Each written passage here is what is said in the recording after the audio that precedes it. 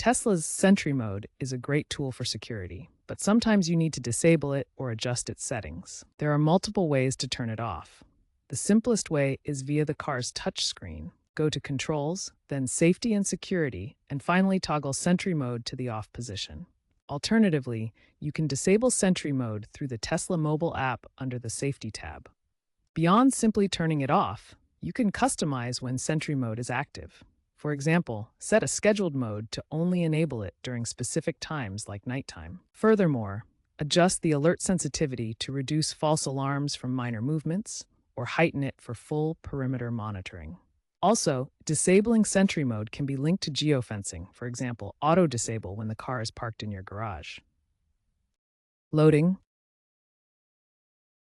One primary reason to disable Sentry Mode is to conserve battery power.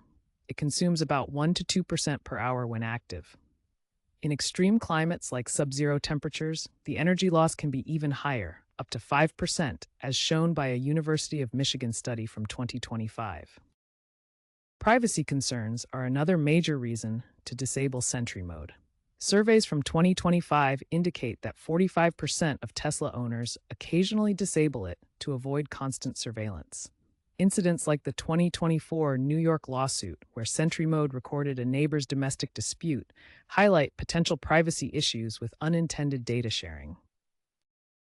Be aware that permanently disabling Sentry Mode may void certain insurance discounts in some regions. Tesla advises against permanent disabling, as it can impact your coverage benefits.